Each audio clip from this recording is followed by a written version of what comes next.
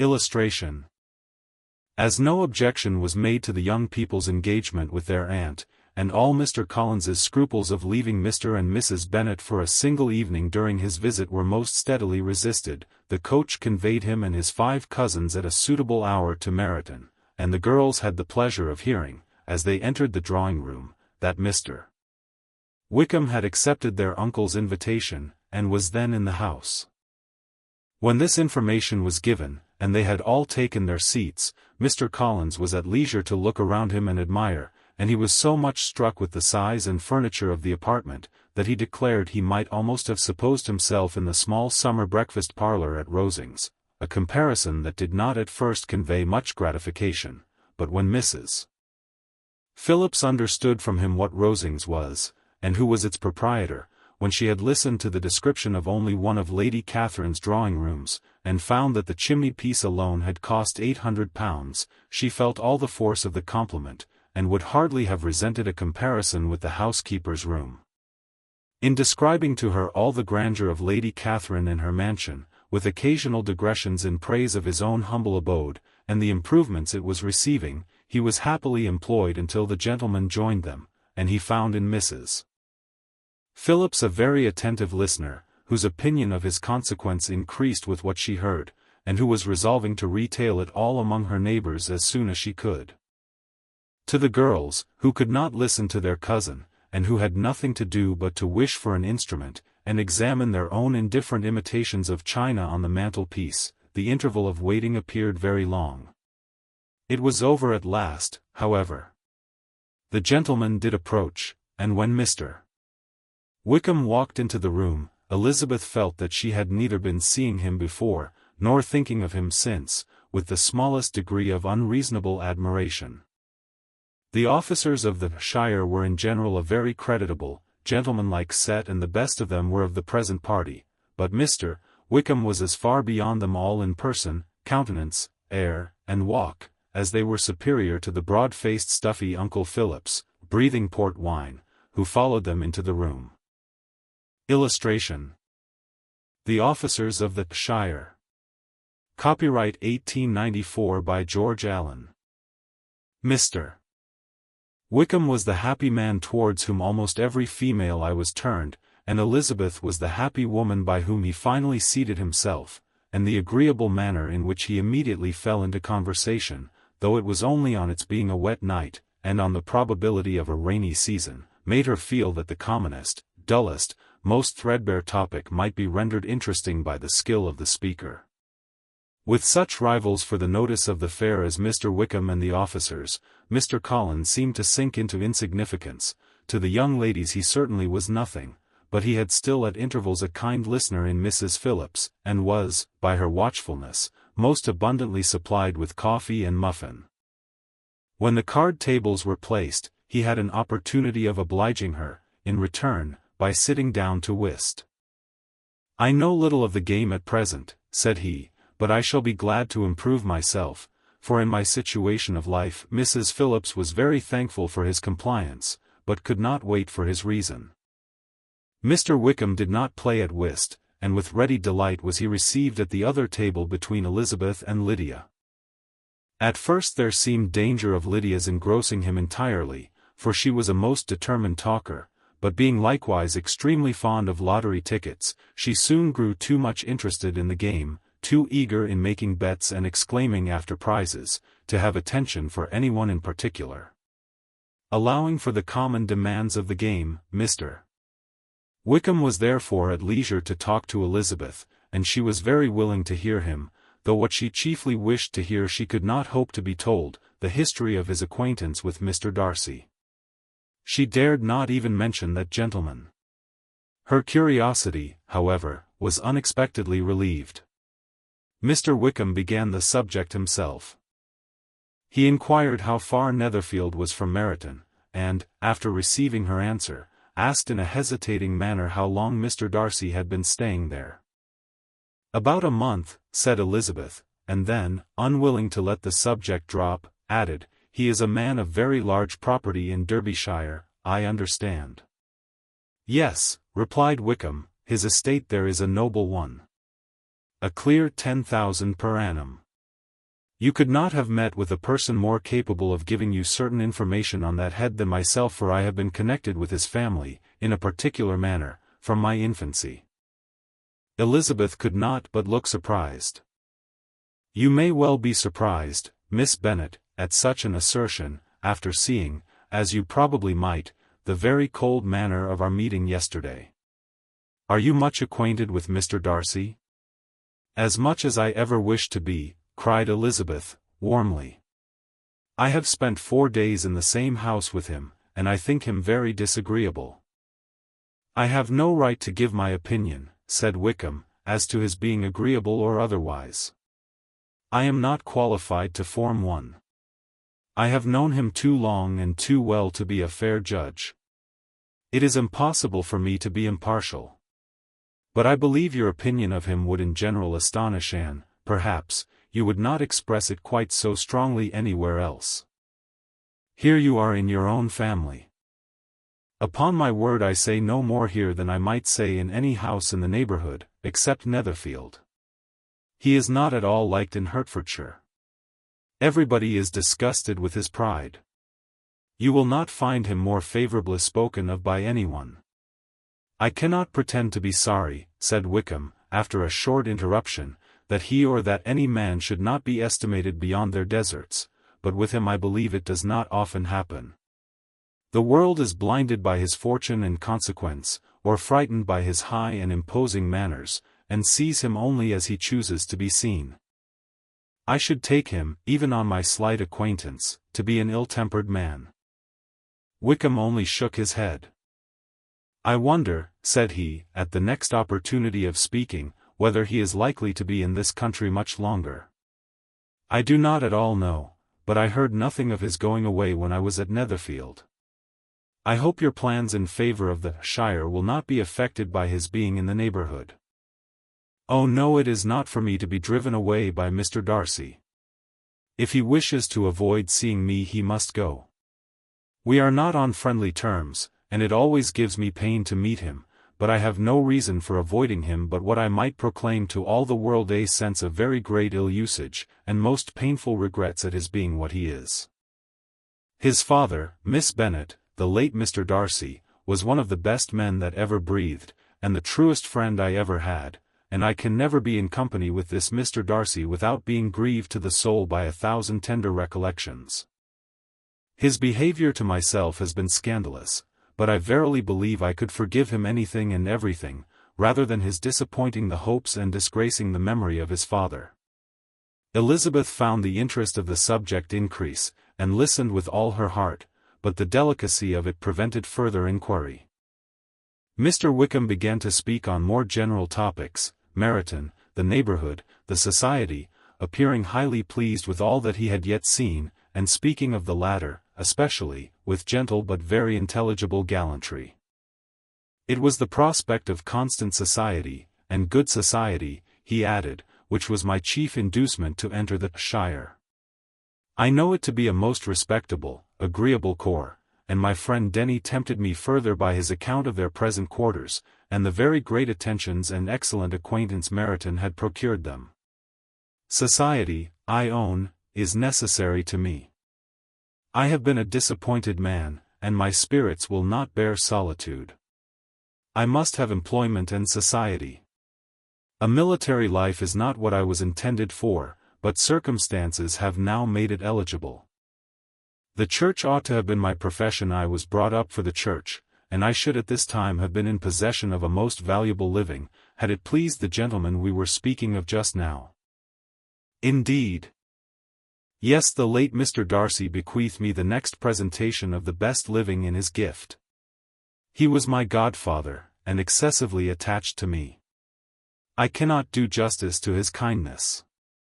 He meant to provide for me amply, and thought he had done it, but when the living fell, it was given elsewhere.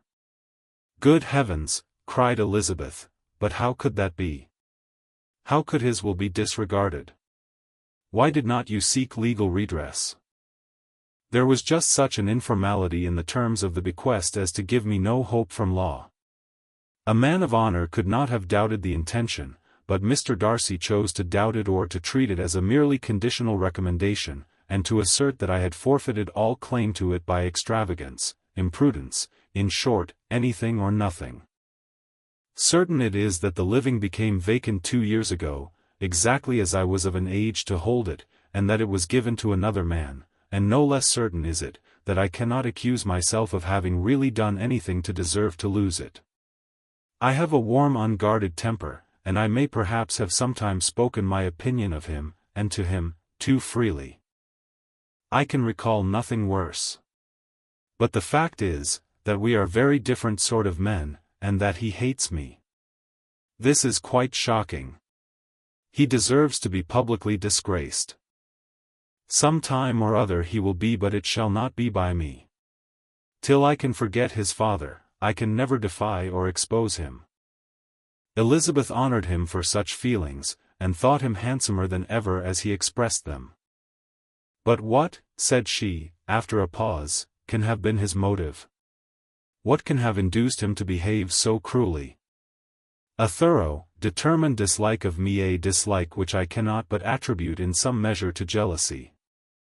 Had the late Mr. Darcy liked me less, his son might have borne with me better, but his father's uncommon attachment to me irritated him, I believe, very early in life. He had not a temper to bear the sort of competition in which we stood, the sort of preference which was often given me.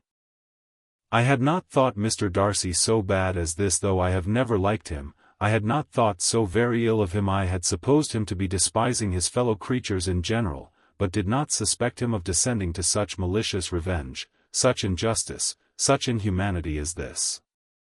After a few minutes' reflection, however, she continued, I do remember his boasting one day, at Netherfield, of the implacability of his resentments, of his having an unforgiving temper. His disposition must be dreadful. I will not trust myself on the subject, replied Wickham, I can hardly be just to him.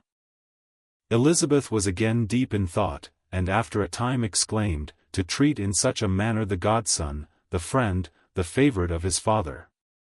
She could have added, a young man, too, like you, whose very countenance may vouch for your being amiable. But she contented herself with, and one, too, who had probably been his own companion from childhood, connected together, as I think you said, in the closest manner. We were born in the same parish, within the same park, the greatest part of our youth was passed together, inmates of the same house, sharing the same amusements, objects of the same parental care. My father began life in the profession which your uncle, Mr. Phillips, appears to do so much credit to, but he gave up everything to be of use to the late Mr. Darcy, and devoted all his time to the care of the Pemberley property. He was most highly esteemed by Mr. Darcy, a most intimate, confidential friend. Mr. Darcy often acknowledged himself to be under the greatest obligations to my father's active superintendence, and when, immediately before my father's death, Mr.